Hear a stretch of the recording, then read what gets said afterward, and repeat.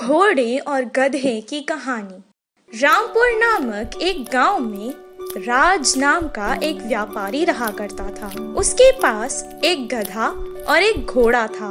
वो हर रोज शहर जाकर सामान अपने गधे पर लाद कर लाता था। गधा हर बार बहुत वजन सामान उठाकर लाता था, पर घोड़े को कुछ काम नहीं होता था। राज को चलना अच्छा लगता था, इसीलिए वो शहर को जाते और आते समय पैदल ही चलता था।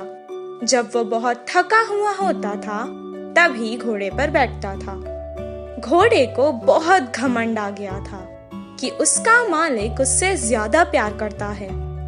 वो हमेशा गधे को चिढ़ाते रहता था। एक दिन गधे पर बहुत ज्यादा बोझ था। वो घोड़े से कहने लगा, दोस्त, ये बहुत भारी है, मेरी पीठ दर्द कर रही है। इनमें से एक बोरी तुम भी उठा लो ना। तुम्हारा एहसान मैं कभी नहीं भूलूंगा। जब कभी तुम्हें मेरी जरूरत होगी, जरूर तुम्हारी मदद करूंगा। तुम मेरी मदद करोगे? वो कैसे? हम दोनों के बीच बहुत अंतर है। मैं राजा हूँ और तुम सेवक। भला सेवक भी कभी राजा की मदद करते हैं? अब घोड़े को कुछ भी बोलना बेकार है सोचकर वो चुपचाप अपना दर्द सहता रहा और आगे चलता रहा। कुछ देर चलने के बाद उसका पैर एक रास्ते में पड़े पत्थर से टकरा गया और वो नीचे गिर गया। उसके पैर में मोच आ गई थी, इसीलिए वो ठीक तरह खड़ भी नहीं पा रहा था। राज सोचने लगा कि गधा तो खड़ भी नहीं पा रहा है, ये वजन कैसे उठाएगा। वो सारी बोरियां घोड़े पर डालकर घर जाना चाहता था। मालिक, ये गधा कामचोर है, काम से बचने के लिए नाटक कर रहा है। अगर आपको यकीन नहीं होता तो एक बार इसकी जांच कर ले। राज को घोड़े की बात कुछ हद तक सही लगी। तब वो गधे की जांच करने लगा, पर गधा सच में दर्द से बहुत तड़प रहा था। राज को गधे पर तरस आ गया। घोड़े को झूठ बोलने की सजा दी और उस पर सारी बोरियां डाल दी। वो सब घर को वापस आ गए। जब तक गधे का पैर ठीक नहीं हुआ, तब तक वो रोज घोड़े पर ही बोरियां रखकर ला रहा था। घोड़े को भी अब अकल आ गई थी और उसने गधे से दोस्ती कर ली। इस कहानी से हमें ये शिक्षा मिलती है कि मालिक की नजर में कोई भी बड़ा या छोटा नहीं होता। जादुई हिरन की कहानी। एक जंगल का राजा शेर था। वह बहुत भला था। उस जंगल के बाकी जानवरों से बहुत प्यार करता था। इससे सब मिलजुल कर रहते थे। एक दिन महाराज शेर जंगल में घूम रहा था, तब एक हिरन सामने आकर डर के भाग रहा था।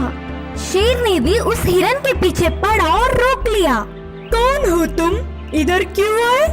वो महाराज, मैं अब तक दूसरी जगह पर रहती थी, कल ही घूम के इधर आ गई। इधर मेरा कोई नहीं, इसीलिए तड़प तड़प के जी रही हूँ।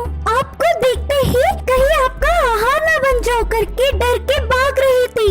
मुझे कुछ मत करो, मुझे छोड़ दो। यह बातें सुनकर शेर हंसकर कहा, डरो मत, मैं कुछ नहीं करूँगा। इस जंगल में चाहे वो बड़ा जानवर हो या छोटा, सब एक समान है, एक दूसरे का शिकार नहीं करते। यह बात न जानते हुए मुझे देख डर से भाग पड़ी। बाकी सारे जानवरों को बुलाकर सबको उस हिरन से परिचय किया। सब हिरन से तुरंत घुल मिल गए। मैं कितनी सौभाग्य वाली हूँ, मुझे ऐसे मित्र मिलने से बहुत खुशी हुई। मेरे लोगों से दूर आने से अब कोई गम नहीं, बोल के खूब खुशी हुई। तब से बाकी सारे जानवरों से हंसी खुशी रहने लगी। ऐसे कुछ दिन बीत गए। एक रात खरगोश गायब हो गया। उसके लिए बाकी सारे ढूंढने पर भी नहीं दिखी। खरगोश कहाँ चला गया? मुझे वही समझ नहीं आ रहा है। तुम सब डरो मत, कोई छोटी सी काम से बाजू वाले जंगल में गई होगी। तुम लोग आराम से अपने अपने काम कर लो, जाओ। तब से हर रात को एक एक जानवर गायब हो रहा था।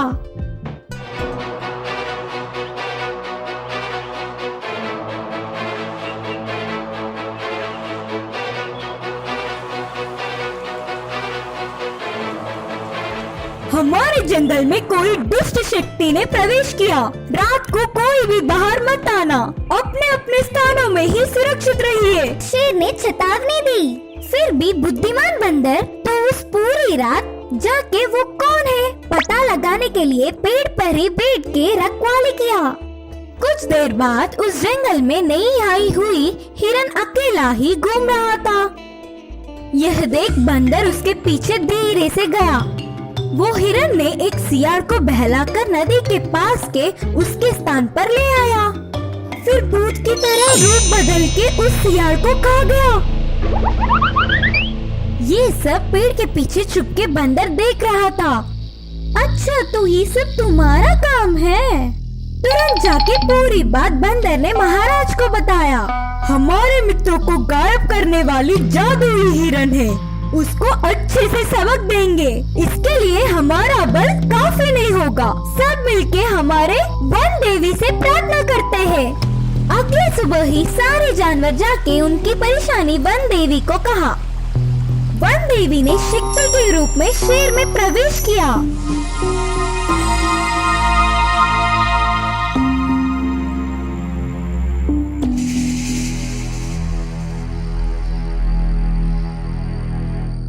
उस दिन रात फिर आहार के लिए हिरन ने शिकार प्रारंभ किया।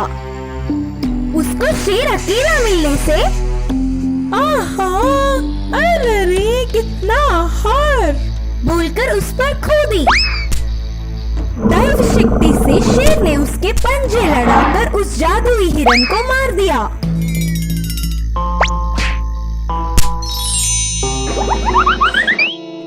उसके बाद से जंगल में सारे जानवर आराम से जीने लगे।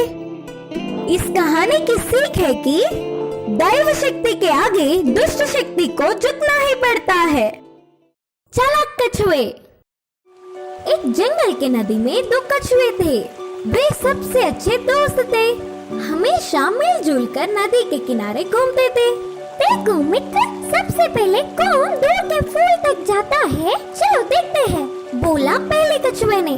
हाँ हाँ, मैं तैयार हूँ, कहा दूसरे कछुए ने, और वे फूलों की तरफ दौड़ने लगे। पहले कछुए ने दूसरे कछुए को हरा दिया। मैं जीत गया, हंसते हुए पहले कछुए ने कहा। अच्छा बाबा, तुम जीत गए, लेकिन देखो हम हमेशा पानी में ही रहने लगे। मजे में थोड़ी देर तट पर घूमेंगे, चलो ना। हाँ हाँ, तो विलम्ब कैसा, चलो ना। दो कछुए तट पर पहुँच गए और धीरे धीरे चलने लगे। तभी वहाँ एक लोमड़ी आ गया। लोमड़ी को देखते ही दोनों कछुए नदी में जाने का प्रयास किया। इसी बीच लोमड़ी ने उन्हें देख लिया। वो तेजी से आकर कछुए कहीं भाग न सके करके उनके ऊपर दोनों पैर रख दिया। कछुए ने अपने सारे शरीर को छुपा लिया और लोमड़ी को अपने परीक्षा देने के लिए अपने दोनों प्राण हथेली में पकड़कर भागने की सोची। तभी पहले कछुए को एक तरकीब सूझी। सिर बाहर रखकर कहा, उफ लोमड़ी काका, आप हमारे शरीर का एक भी छोटा टुकड़ा भी नहीं खा सकते हो। क्या? क्यों?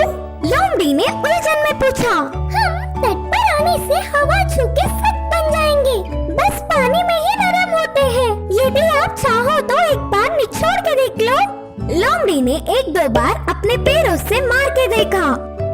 हाँ हाँ, तुम सही कह रहे हो, बहुत सख्त है, निचोड़ने से दांत टूट जाएंगे।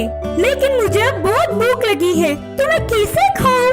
ऐसे ही हमें थोड़ी देर के लिए खुद को पानी में डूबने दो, हम फिर से नरम हो जाएंगे, फिर आप हमें आराम से खा सकते हो। उनकी बातों को लोमड़ी ने मान लिया, लेकिन लोमड़ी भी तो चालाक था।